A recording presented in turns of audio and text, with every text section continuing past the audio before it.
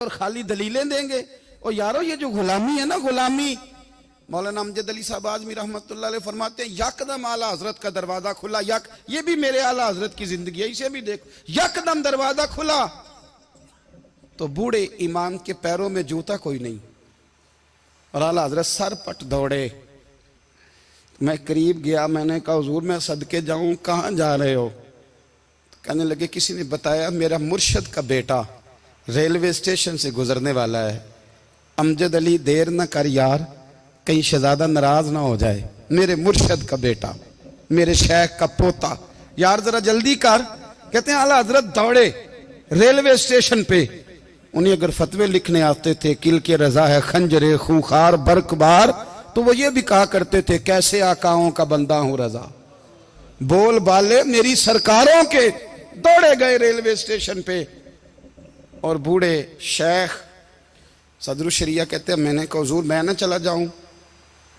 कहने लगे ना पुत्र, मैंने बड़ा नमक खाया उस घर का, मैंने बड़ी नौकरी करी है, मेरी अपनी ड्यूटी है, तुम्हारी तो नहीं ना। मेरे शेख फरमाते रेलवे स्टेशन पे हजरत खड़े हैं तो एक मुसाफिर उतरता, उसके करीब जाते अदब से सलाम लेते तो कहते मारेरा शरीफ से तो नहीं कोई आया? कहते वो मुसाफिर गुजर जाता, दूसरा आता तो फिर करीब जाते, कहते वो उसके आस्थाने से तो नहीं आए, उधर से तो नहीं कोई आया।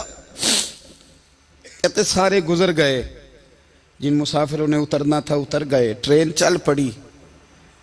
तो मैंने कहा हुजूर किसी ने आपको गलत इत्तला दी थी, शहजादे तो आए नहीं। कहने लगे यार इत्तला गलत थी या ठीक थी, पर यहां तक आने का मजा बड़ा है। आप समझ सकते हैं आला हजरत के दो बेटे हैं, हुज्जतुल इस्लाम मौलाना हामिद रजा खान साहब और मुफ्ती आज़म आलम इस्लाम। दोनों शहजादे इतने बड़े शहजादे थे कि दोनों अपने अपने वक्त के सबसे बड़े मुफ्ती हुए। ये भी तो मेरे आला हजरत है ना, इसको भी तो जरा समझो ना। खुशकी और फिर खुशकी और फिर खुशकी। एक दिन पीर साहब ने कहा, नूरी मियाँ साहब, कि अहमद रजा यार वो भैंसें रखी हुई हैं तो उनको ना गीदड़ आके तंग करते हैं, तो दो कुत्ते मिल जाए ना कभी, तो चलो रात को पहरेदारी करेंगे, दो कुत्ते मिल जाएं। मैं अक्सर सोचता हूँ कि आला हजरत तो आलिम थे, उनका कुत्तों से क्या लेना देना?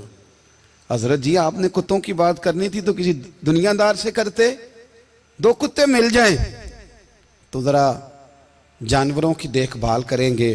फरमाया हुजूर सवेरे ही आ जाएंगे। भाई आपका तो ये शुगर ही नहीं, तो आप कहां से लाएंगे?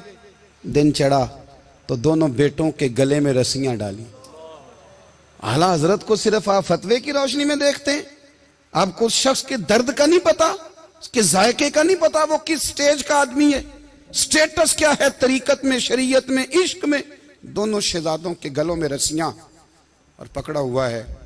तो नूरी मियाँ साहब कहते हैं मैं चारपाई पे बैठा था तो नीचे बिठाल दिए दोनों बच्चे। मैं उठ के खड़ा हो गया, मैंने कहा मौलाना ये क्या? कहने लगे हुजूर ड्यूटी भी करेंगे और रोटी भी नहीं मांगेंगे। जिन्हां तना विच इश्क न रचिया कुत्ते ना थी चंगे, मालक देकर राखी कर दे साबर भुखे नंगे। किधर गया ज़ौक़, किधर गया वो दर्द? अब पीछे बारी आई रसूलुल्लाह के प्यार की, जब बारी आई नबी पाक की मोहब्बत की, तो फिर फाजिल बरेलवी का कद अगर लिखने में कमाल है ना, तो महबूब के प्यार करने में भी कमाल है। उन्होंने ना सारी जिंदगी यानी सारी जिंदगी ये कह के गुजार दी कि इश्क तेरे सदके जलने से छुटे सस्ते, जो आग बुझा देगी वो आग लगाई है। एक सैयद साहब थे, मकान बन रहा था आला हजरत का, तो सामने ना बिल्कुल लाइब्रेरी थी।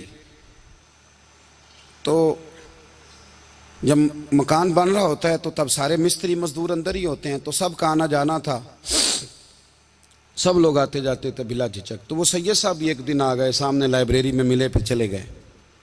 कुछ दिनों के बाद घर मुकम्मल हो गया, अब औरतें भी आ गईं। तो शाह जी को पता नहीं था, वो पुराना माहौल समझ के ना, मौलाना ज़फ़रुद्दीन बिहारी कहते हैं पुराना ही माहौल समझ के तो अंदर आ गए। और जैसे ही अंदर दाखिल हुए, सामने घर की औरतें देखी तो शाह जी माजरत माजरत माजरत करते परेशान हो गए। और फिर जब दोबारा पलटने लगे तो आला हजरत दौड़ के गए, हाथ चूमे, कहने लगे शाह जी आपको तो पता नहीं था, और आप मेहरबानी करें ये माजरत वाला लफ्ज़ वापस लें, ये मेरे घर की औरतें नहीं, ये तो सैयदों की बांदियां हैं, ये तो नौकरानियां हैं, तो आप मेहरबानी करें, ये अंदाज आपका जो है ये दुरुस्त नहीं, आप मेहरबानी फरमाएं अंदर आए। और फिर सारे खानदान को लेके पर्दे के पीछे खड़ा किया और कहने लगे शाह जी को गलती लग गई, उन्होंने हमसे माजरत की, अब हम सारे मिलके उनसे माजरत करेंगे, इसलिए कि ये रसूलुल्लाह का खानदान है।